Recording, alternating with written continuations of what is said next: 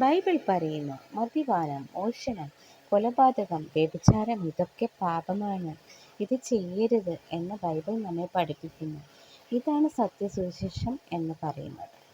Bible നമ്മളെ പഠിപ്പിക്കുന്നത് എന്താണോ അത് നമ്മൾ നന്നായിട്ട് അനുസരിക്കുകയാണെങ്കിൽ ദൈവം തന്നതായ ഈ സുന്ദരമായ കേരളത്തിൽ അല്ലെങ്കിൽ ഈ ഭൂമിയിൽ നമുക്ക് സന്തോഷമായി സമാധാനമായി പട്ടിണിയാണേലും സ്വസ്ഥമായി ജീവിക്കാൻ കഴിയൂട്ടോ. ഇന്നത്തെ വാർത്തയിൽ ഞാൻ കണ്ടൊരു കാര്യമാണ്. വളർത്തി വലുതാക്കിയ ഒരു അച്ഛൻ സ്വന്തം മകനെ വെട്ടിക്കൊന്നു. നോക്കണേ സംഭവം പോകുന്ന പോക്കെ. ഒരു മദ്യപിക്കുന്ന ഒരു മനുഷ്യന് തീർച്ചയായിട്ടും അദ്ദേഹത്തിൻ്റെ വെളിവ് നഷ്ടപ്പെടുകയാണ് ചെയ്യുന്നത്. സ്വന്തം മക്കളെ വെട്ടിക്കൊല്ലുന്നു, സ്വന്തം ഭാര്യനെ വെട്ടിക്കൊല്ലുന്നു. എന്തെല്ലാം സംഭവങ്ങളാണ് നമ്മൾ കേൾക്കുന്നതല്ലേ. പക്ഷേ നമ്മൾ ബൈബിൾ പറയുന്ന വചനങ്ങൾ അനുസരിക്കുകയാണെങ്കിൽ തീർച്ചയായിട്ടും നമുക്ക് സമാധാനമായിട്ട് ജീവിക്കാം. ഇനി ഈ അച്ഛൻ തന്നെ മകനെ വെട്ടിക്കൊന്നില്ലേ, നാളെ പ്രഭാതമാകുമ്പോൾ അദ്ദേഹത്തിന് ഓർമ്മശക്തി ഉണ്ടാവും. അപ്പോൾ നാളെ മകനുണ്ടോ? മകൻ മരണപ്പെട്ട് കഴിഞ്ഞിരിക്കുകയാണ്.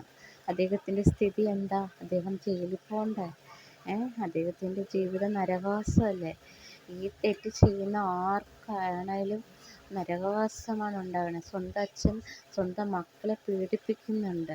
ബലാത്സംഗം ചെയ്യുന്ന കേസുകൾ തന്നെ നമ്മൾ എന്തോരം കണ്ടിരിക്കുന്നു. എന്തിനാ ഇങ്ങനെ മദ്യപിക്കണേ? നമ്മൾ അധ്വാനിക്കുന്ന കാശ് കൊണ്ട് മദ്യപിച്ചിട്ട് നമ്മൾ അരുതാത്ത പാപങ്ങളാണ് ചെയ്യുന്നത്, കൊലപാതകങ്ങളാണ് ചെയ്യുന്നത്.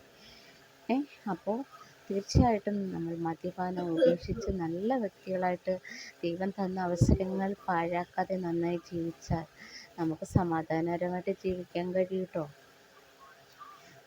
എന്തോരം കഷ്ടപ്പാടുകളാണ് നമ്മൾ കാണുന്നതല്ലേ.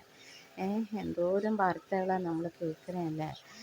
എന്തിനാ ഇങ്ങനെ ചെയ്യണേ? ദൈവം പറയുന്ന വചനങ്ങൾ അനുസരിച്ച് സ്വസ്ഥമായി ജീവിക്കുക.